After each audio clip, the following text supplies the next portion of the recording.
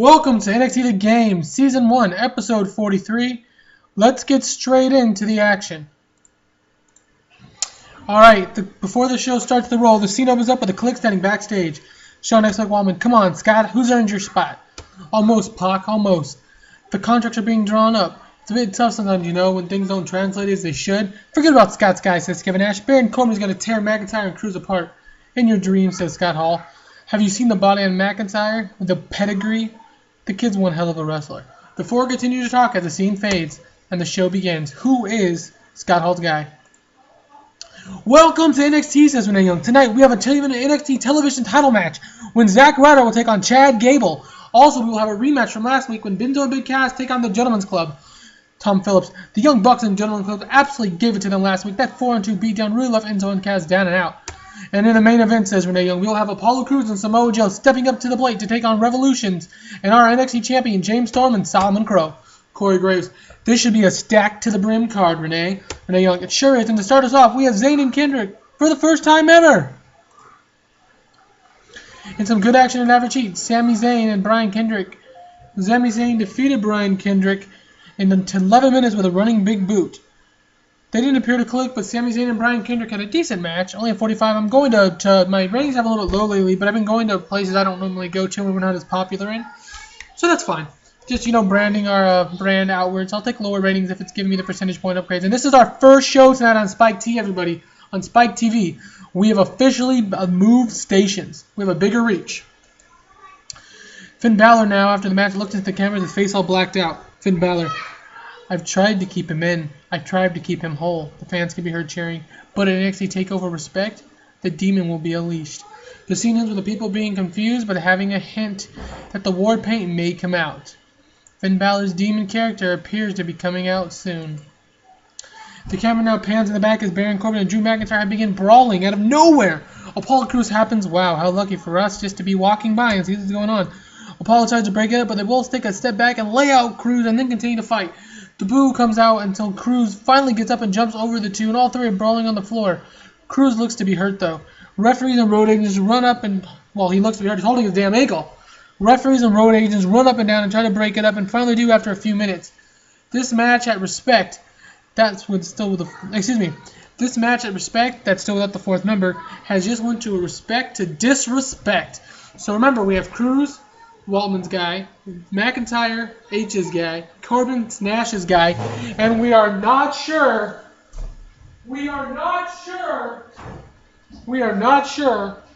who Scott Hall is going to choose. Alright, next up. The scene pops up as Gail Kim is standing in the back with the NXT Women's Championship over her shoulder, which apparently Asuka got credit for. Gail Kim, in 2 weeks to take over Respect, says Gail Kim, I'm going to go one-on-one with Asuka. Let's not look over the details. A few weeks ago, Asuka pinned me for the first time in my career. Well, I don't plan on letting that happen again. Don't plan on it happening again ever. You see, there's a reason I'm the NXT Women's Champion. I'm the champion because I do whatever it takes. The fans boo as Dana Brooke and Emma walk into the picture to win.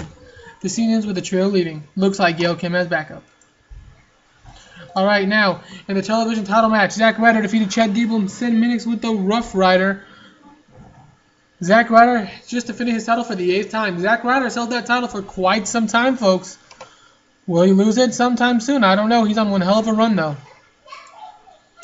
Alright, now we pick up as the NXT Tag Team Champions are on our screen.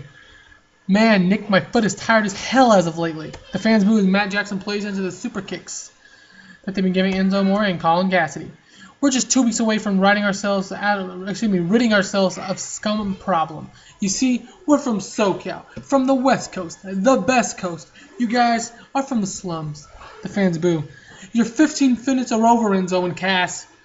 And the period is going to end it with a super kick, super kick, super kick. So just building up the Buck Stops Here segment between Enzo and Cass and the Young Bucks here. Now Asuka takes off her mask. Gail Kim, I'm coming for you and your title. The scene ends with Asuka's short but crazy, crazy words and smile. That was a horrible segment. Asuka, you are not talking again. A video now hyping Bayley and Sasha Banks. Bayley and Sasha Banks, as we know, are fighting at NXT TakeOver Respect, and next week will be in the ring across from one another. Now the scene pops up with William Regal in the training room with Apollo Crews. I don't know what to say, but the trainer has spoken. It's just a strain, but you're out tonight, Apollo. But it's all good, Apollo. We agreed, and I'm a man of my word. We answered the Revolution's open challenge, and tonight I'm taking them on, no fret. That's not smart, Joe. The Revolution isn't a joke. Hideo Itami walks up.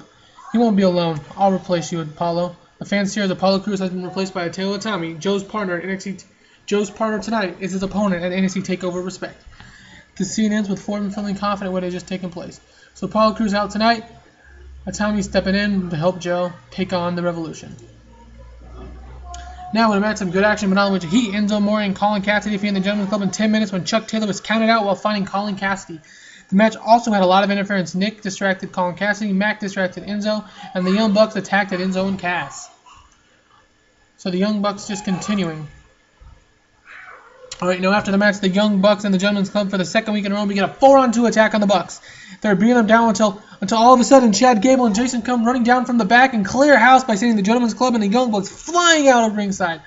Chad Gable and Jason Jordan appear to have just turned face by saving Enzo Amore and Colin Cassady. The scene ends with Enzo and Cass just reeling when Gaten and Gordon get to help them. We are going to complete the turn. Yes. Complete success, and we're going to complete the turn for him as well. Complete success. That is fantastic. Jordan and Gable have turned face. A video plays hyping the recent happenings of Mr. NXT and the Sin Cara feud. It starts with the interrupting of the main event after NXT TakeOver Redemption, the jumping of Sin Cara by Mr. NXT after his match and dumping him out of the ring. It then continues with Sin Cara costing NXT Mr. NXT a match against Finn Balor, and then back with the two brawling.